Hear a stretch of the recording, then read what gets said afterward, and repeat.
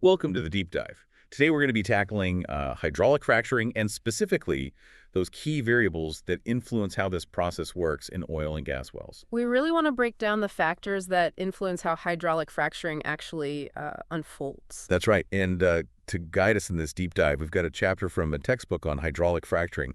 And I think our mission today should be to equip our listeners to really understand what's going on, you know, give them the tools to be able to decode all the discussions they hear about hydraulic fracturing out there. Exactly. Yeah. We want to make sure they walk away feeling confident, you Yeah. know? Like they can hold their own in a conversation about this topic. Absolutely. Okay, so the chapter starts off strong, introducing what it calls the 6 dominant variables. And it even gives us a catchy acronym to help us remember the most important ones, HEC. Right. HEC focuses on the most critical ones for analyzing fracture pressure. Okay, so before we go any further, can you remind me what exactly is fracture pressure analysis? Yeah, so it's basically figuring out how much pressure we need to pump into the well to actually, you know, crack the surrounding rock and create those fractures that we want. It's like, finding the right amount of force to split something open, but on a massive underground scale. Okay, so like we're trying to crack open the earth, but we have to be really precise about how much pressure we use. Yes, exactly. And all those HECK variables you mentioned, they all play a role in determining that pressure. Got it. So those HECK variables each unlock a little piece of the puzzle. Right. So let's start with H for height. The chapter emphasizes that fracture height is the single most important factor. It even says, quote, "A fracture grows where it wants to." Mm-hmm.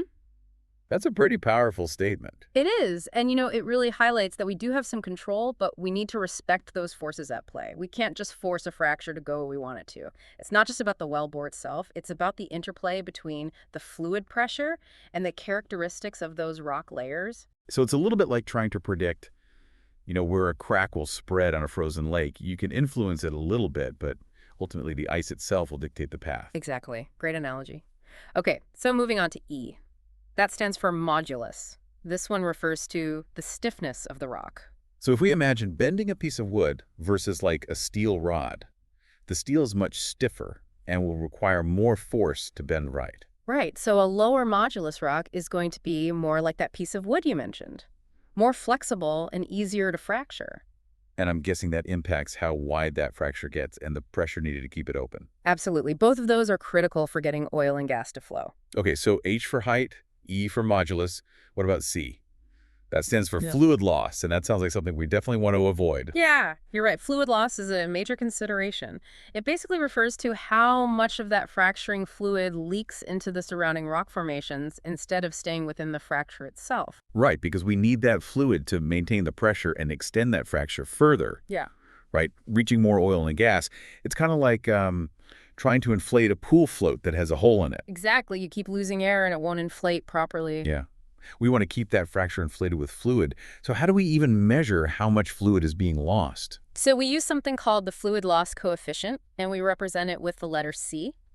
And this coefficient depends on a bunch of factors, things like, the permeability of the rock formation. So basically how easy it is for fluids to flow through it. And then also the properties of the fracturing fluid itself. So controlling fluid loss is about managing all these different factors. Sounds pretty challenging. It can be, but we'll definitely dive into the specifics of how that's done later on in the chapter. For now, let's round out our understanding of HECK with K. And that stands for apparent fracture toughness. Okay, bring on the toughness. What exactly does fracture toughness mean? Basically, fracture toughness is how much pressure we need to actually make that fracture grow and extend. It's kind of like that initial resistance you have to overcome when you try to, rip a piece of fabric. You need a certain amount of force to start that tear. So a tougher rock would need more pressure to start and grow the fracture. Yeah. And one of the things that can affect fracture toughness is how easily the fracturing fluid can reach the very tip of the fracture. Imagine trying to pry open, a crack in a piece of wood. Mhm. If you use something thick and gooey, it's going to have a harder time getting into that space than something more watery. Right, so those thicker fluids make it harder to get that crack going. Exactly. So we can see how all these HECK variables, height, modulus, fluid loss, and apparent fracture toughness, they all work together to determine that critical fracture pressure. They're all interconnected. Okay, I'm starting to get the big picture here. It's like all these different factors are playing tug-of-war with each other. Yeah, that's a good way to think about it. And I'm especially curious about that whole fracture grows where it wants to. idea. The chapter really dives deep on that concept of fracture height. It does, and it even debunks some common myths about how to control it. There's ideas that pumping really fast or deliberately not drilling through the entire pay zone will keep the fracture contained. I've definitely heard those thrown around. But it sounds like those ideas are more like wishful thinking than actual science. They're not based on the physics of how fractures actually work. The real key is understanding stress. Stress, like the pressure of the rock is already deep underground. Yes. And different layers of rock have different stress levels. Think of it like a stack of books, each one pressing down on the one below it. The book at the bottom experiences the most stress, while the one at the top experiences the least. Okay, so if we're trying to create a fracture in that stack of books, it's going to be influenced by how much stress each layer is already under. Exactly. And the chapter uses a really cool visualization from a mind-back experiment where they could actually see this happening. They pumped fluid into a zone that was underneath a layer with a much higher stress level. So the fracture grew upwards, crossed the boundary between the layers, and then stopped dead when it hit that higher stress layer above it. Wow. It's like an invisible barrier created by those stress differences. It is. And the chapter gives another example from a real well.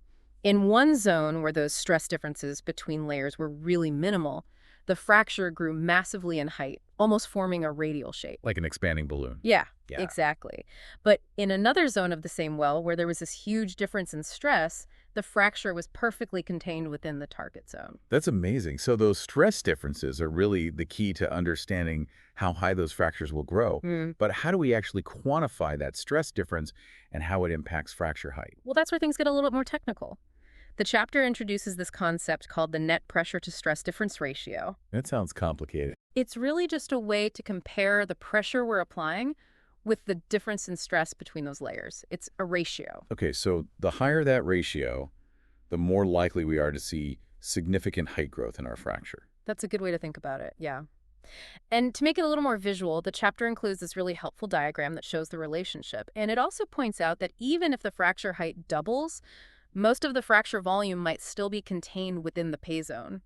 That's because after we stop pumping, the fluid tends to flow back down into the pay zone where the pressure is lower. So some height growth might not be a bad thing as long as we understand where that fluid is going. Right, exactly. And to really drive this point home, the chapter walks us through a step-by-step example, and it shows how subtle changes in pressure can actually affect height growth, eventually leading to the formation of a radial fracture with a nose. Wait, a nose? What do they mean by a nose? This is all happening underground, right? It's just a way to visualize how that fracture pushes into the lower stress zone above it. Imagine inflating a balloon between two heavy books. The part of the balloon that pushes up between the books would be the nose of the fracture. Okay, I can picture that. So it's not just about the stress differences between layers. The thickness of those formations themselves also plays a role, right? Absolutely. Thicker pay zones are generally easier to keep contained because the pressure needed to create that fracture is lower. And the chapter uses another visual here showing how the pressure needed changes based on both the height of the fracture and the modulus of the rock. So thinner zones make it trickier to create those fractures without getting that unwanted height growth. You got it. And here's a really surprising detail from the chapter. In extremely thin zones, those less than 20 or 25 feet thick, it's almost impossible to confine a fracture. Oh no, so we can't even access those resources. Well, almost. There is one exception. Very low modulus rocks, those ones that are more flexible, those can actually help contain the fracture even in those very thin zones. It's like having a flexible container that can kind of adapt to different shapes. Those low modulus rocks coming to the rescue. But what about those layers above and below the pay zone, the ones that we call bounding formations? How thick do those need to be to provide good confinement and prevent the fracture from growing too high? Great question. And the chapter offers a really handy rule of thumb. Those bounding formations should be at least as thick as the pay zone itself. It's like having a sturdy lid on a container to keep things from spilling out. So thicker is better when it comes to those bounding layers. But I'm guessing it also depends on the specific situation, right? Not every formation is the same. Of course, every situation is unique. We need to do the calculations for each specific case, taking into account those stress differences and the specific properties of the rock. And the chapter uses an example here. It shows how the thickness of those bounding formations and those stress differences determine the maximum pressure we can use before we get significant height growth. So it's like this delicate balancing act, trying to find that sweet spot where we can create the fracture we need without pushing things too far and getting that height growth. You got it. And this example actually shows how dramatically the pressure can change when a fracture breaks through to a sand zone with lower stress. It's like puncturing a balloon. Suddenly, the pressure drops significantly. Okay, so we've covered height in detail, but what about those other variables like modulus? How does that factor into the fracture design? So modulus is critical because it influences the net treating pressure, which then indirectly controls fracture height. It seems like everything kind of circles back to fracture height in some way. Yeah. And when it comes to modulus, the chapter reveals some things that might be a bit counterintuitive. For instance, if we assume a fixed fracture height modulus doesn't actually have a huge impact on the volume of fluid that we need. Really? That's surprising. I would have thought stiffer rock would require more fluid to fracture. It's a common misconception, but the calculations show that's not the case. However, there is a catch. Modulus does affect the treating pressure. Those stiffer rocks demand higher pressure to create that fracture, which makes controlling fracture height much more challenging. It's like trying to inflate a thicker balloon. You need more air pressure to get it to expand. So it's a trade-off. Yeah. We might need less fluid overall, but we have to pump it in with more force. Exactly. And now let's revisit that fluid loss variable. We talked about the fluid loss coefficient C earlier, but there's actually another type of fluid loss that we need to be aware of, and it happens very early on in the process, and that's spurt loss. Spurt loss. That sounds messy. What's that all about? It can be messy. So spurt loss happens right at the beginning before what we call a filter cake has a chance to form. Think of it like this. Imagine pouring water onto a dry, dusty surface. At first, the water just disappears into the dust, but as the dust gets wet, it forms kind of a muddy layer that slows down further water loss. That muddy layer is like the filter cake in a fracture. So spurt loss is that initial rapid loss of fluid before that protective layer has a chance to form. That's right. And what's interesting is that spurt loss and that regular fluid loss that we measure with C, they're governed by different mechanisms. The chapter explains those differences in more detail. Okay, so we're dealing with two distinct types of fluid loss to be aware of. We are, and to highlight how important spurt loss is, the chapter shows how in a typical fracture treatment, about 50% of the fluid loss near the wellbore happens in the first 15 minutes of pumping. Wow, so that's a huge amount of fluid lost right at the start. It is. And it gets even more pronounced in those hotter formations we talked about. Remember those where the polymer in the fracturing fluid breaks down more quickly? So imagine that muddy layer we talked about suddenly getting thinner and less effective. You'd lose more water. So temperature adds yet another layer of complexity to this whole fluid loss thing. It does. And on top of that, it's actually quite challenging to accurately estimate these fluid loss values. Well, that sounds like a problem. If we don't know how much fluid we're losing, how can we design an effective treatment? That's right. It's a big challenge. But that's where something called fracturing pressure analysis comes into play. This allows us to actually determine those fluid loss values more directly, which is much more reliable than trying to estimate them. It's like using a measuring cup instead of eyeballing it. Okay, so pressure analysis is key to understand how much fluid is actually staying in that fracture. Exactly. Okay, well, while we're talking about challenging variables, let's touch on the remaining two. Fluid viscosity and pump rate. Okay, yeah. So those are the last two on our list of 6 dominant variables, and those two play really complex and interconnected roles in controlling the geometry of the fracture and how effectively the whole treatment works. Right. Okay, so fluid viscosity is how thick the fluid is, and pump rate is how fast we're pumping it down there, right? Yeah, exactly. Think of it like, pouring honey versus water through a funnel. The honey, being more viscous, will flow much slower than the water, and if you increase the force with which you pour either one, you're going to increase the rate at which it flows. Okay, that makes sense. Yeah. But how do those kind of simple concepts translate to something as complex as hydraulic fracturing? So the chapter highlights something really fascinating about viscosity. It might seem like we need these incredibly precise measurements, but But what? Don't leave me hanging. even the 50% error in our viscosity measurement only translates to about a 6% error in calculating the width of that fracture. Oh, really? So good enough is actually good enough when it comes to viscosity. That's right. And then remember all that fluid loss we talked about? Well, since about half the fluid leaks off anyway, that 6% error in width becomes even smaller when we consider the overall volume of fluid needed. It's like realizing that you don't need to measure the flour to the exact gram when baking a cake. A little bit more or less won't ruin the recipe. That's good to know. It takes some of the pressure off knowing that we don't need to be super precise with those measurements. But what about pump rate? What are some of the key considerations there? So pump rate is a big deal in hydraulic fracturing.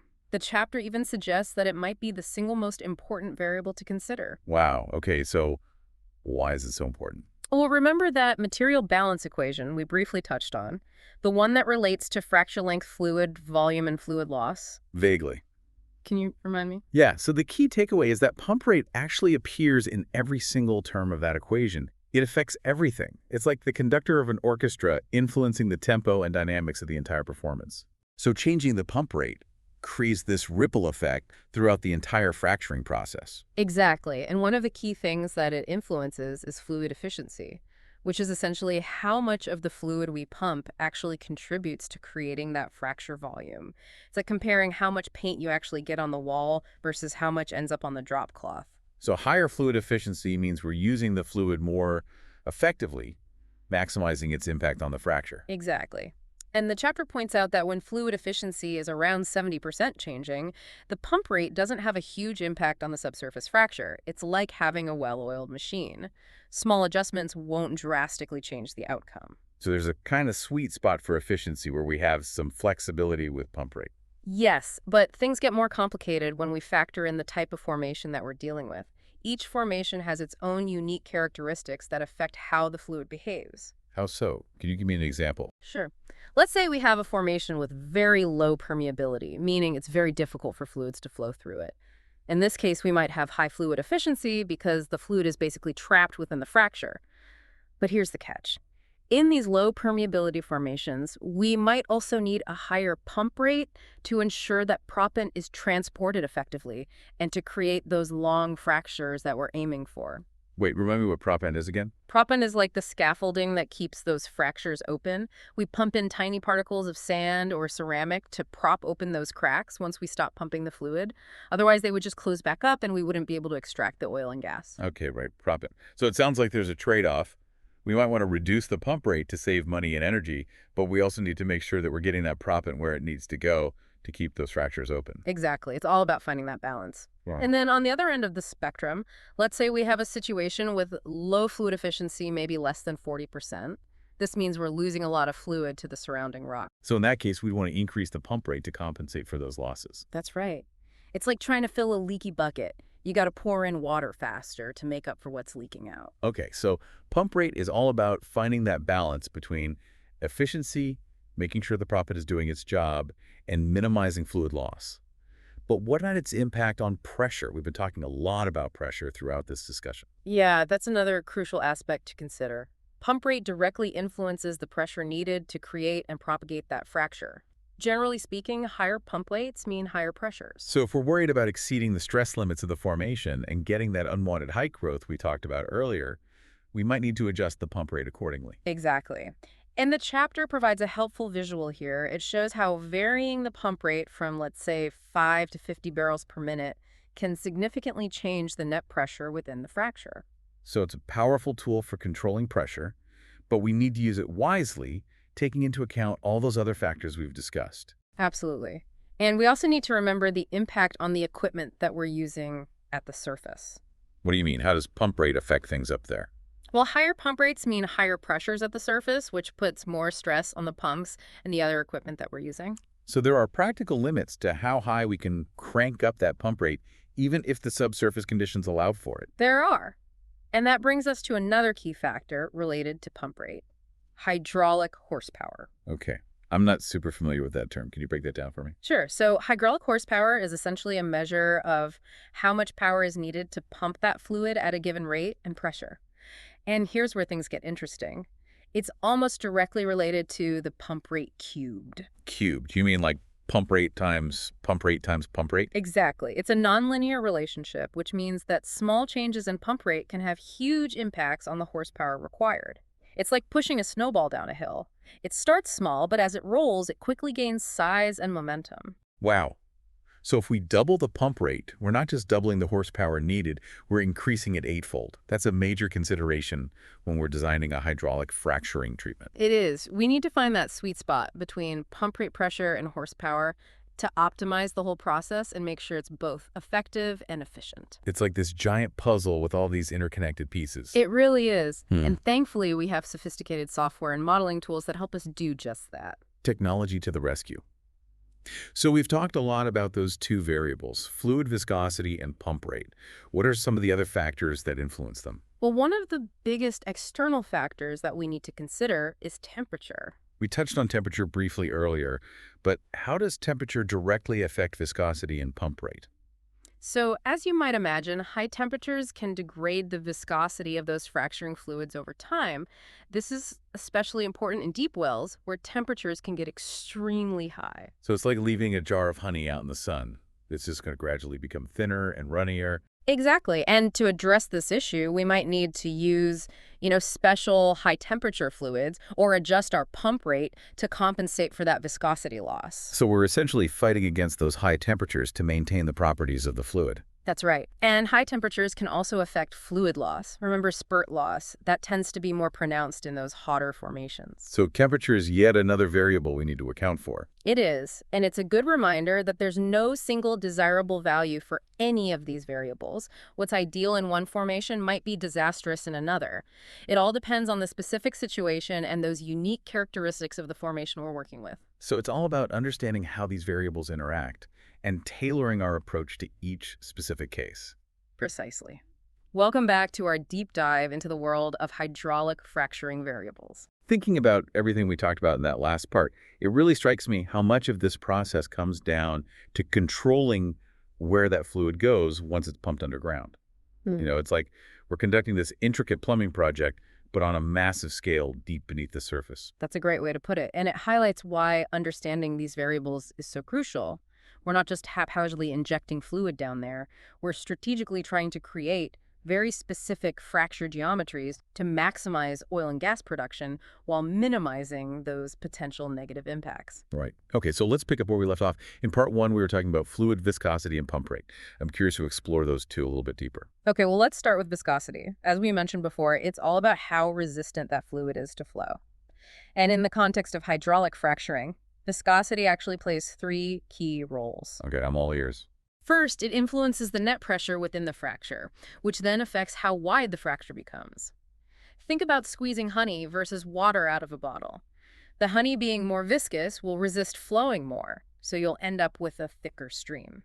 Similarly, a higher viscosity fracturing fluid will generally create a wider fracture.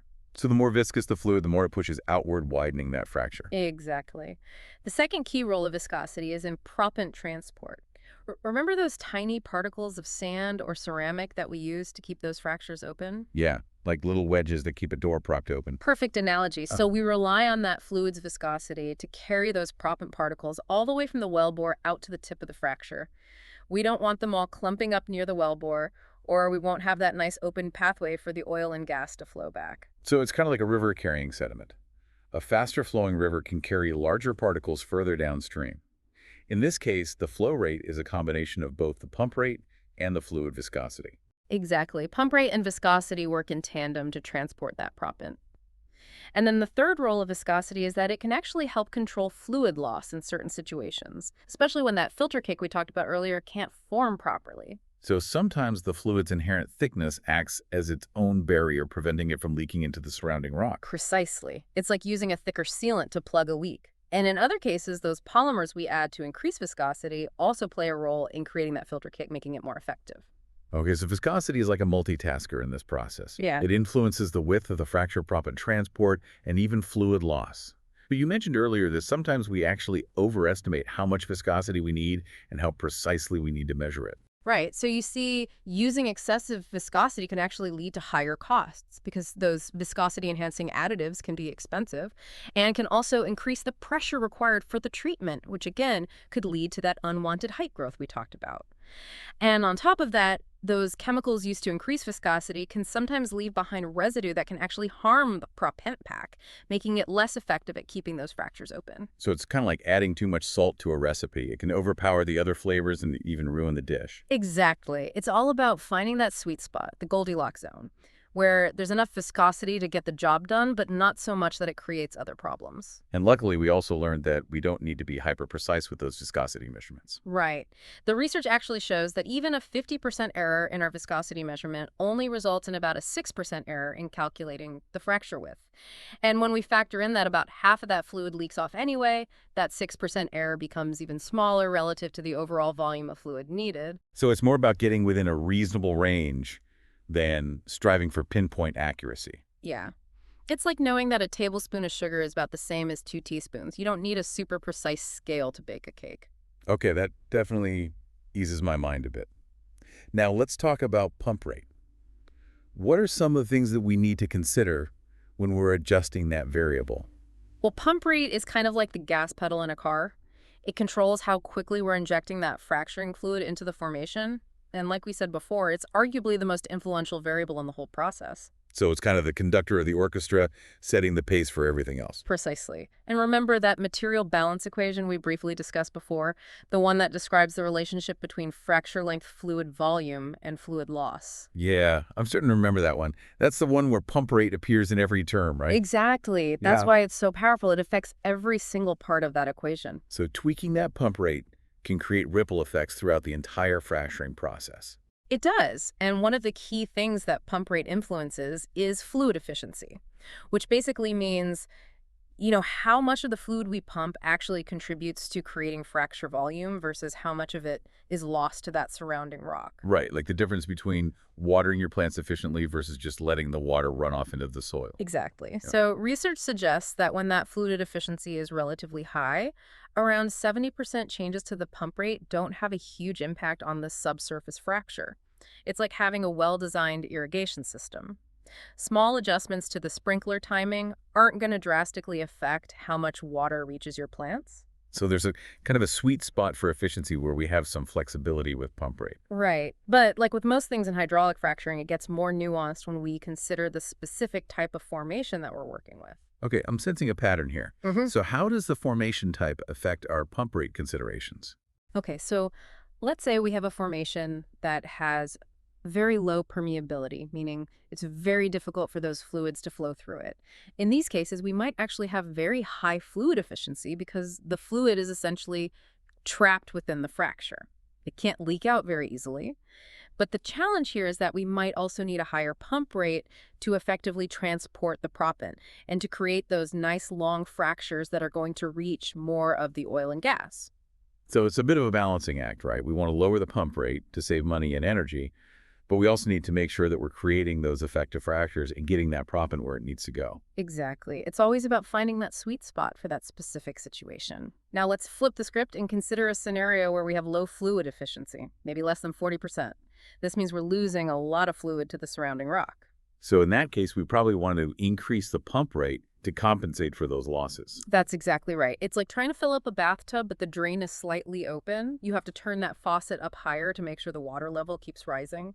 Okay, I like that analogy. So pump rate is about finding that balance between efficiency, proppant transport, and minimizing fluid loss. But what about his impact on pressure? We've been talking a lot about pressure throughout these episodes. Yeah, you're right. Pressure is super important, and pump rate directly influences the pressure needed to create and propagate the fracture.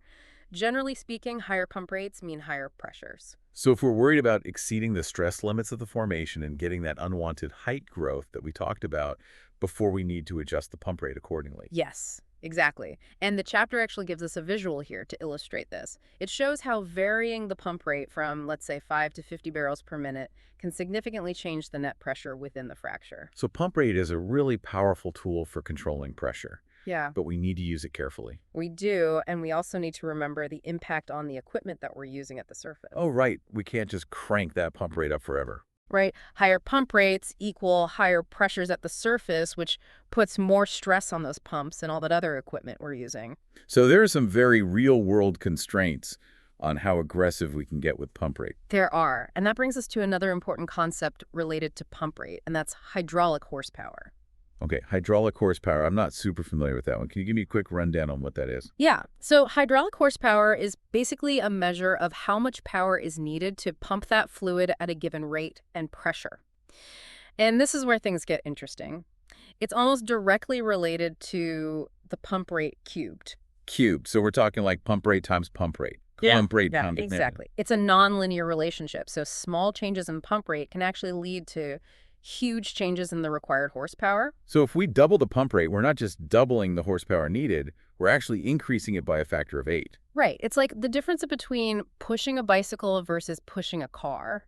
The car requires a lot more power. Wow, that's pretty incredible.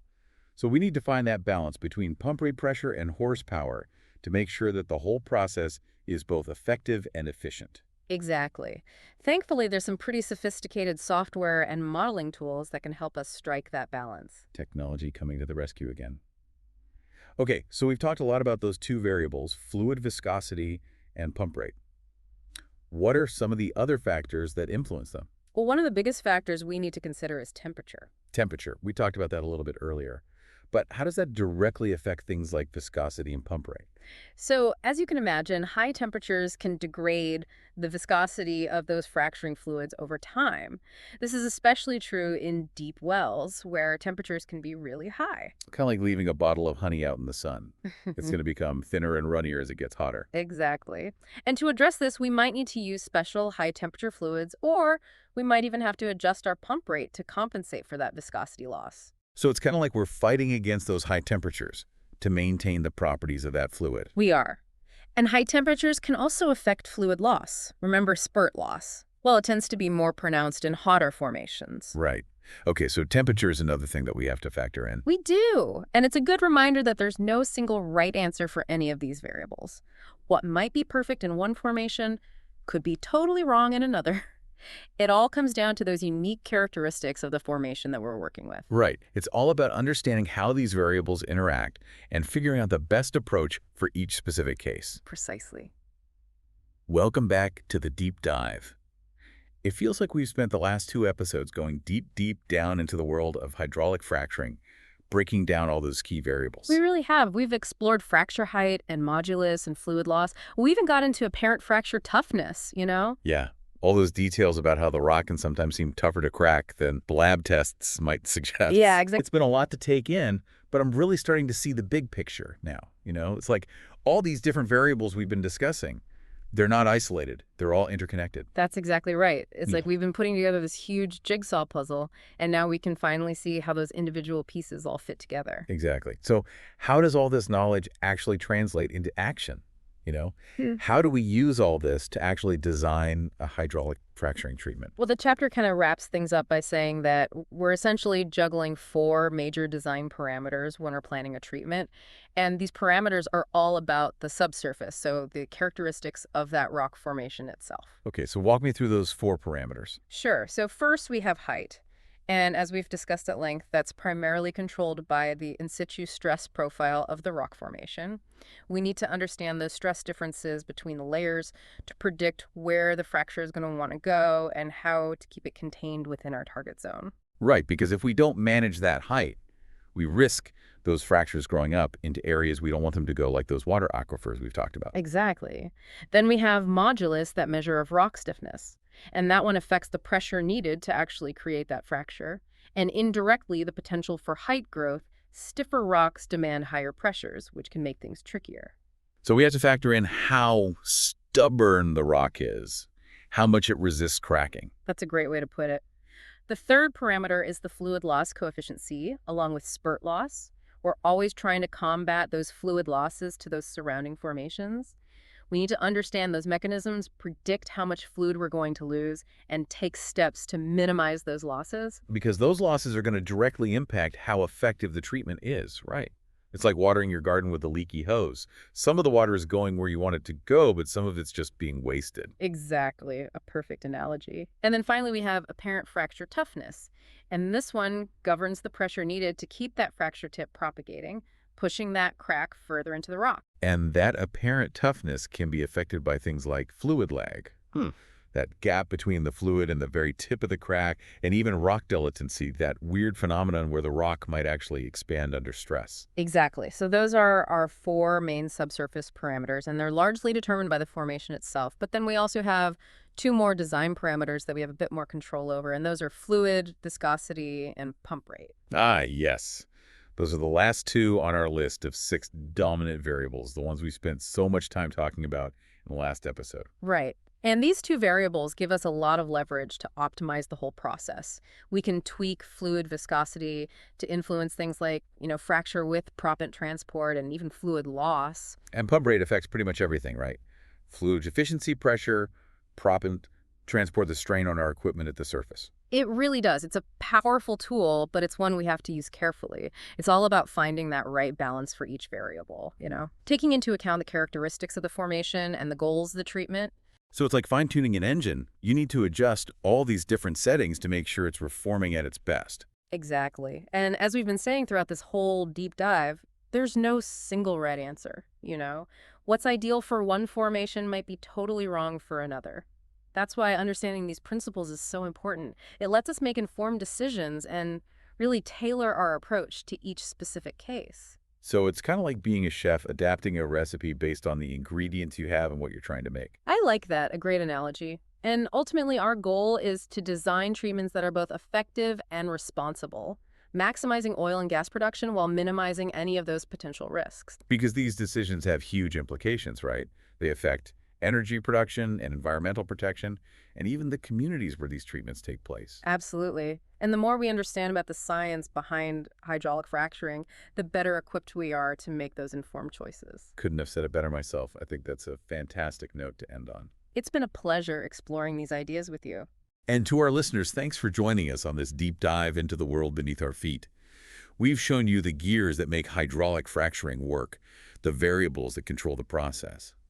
Now it's your turn to take this knowledge, ask questions, and engage in those conversations about this technology that's so important to our world. Understanding is always the first step to making informed decisions. Until next time, keep diving deep.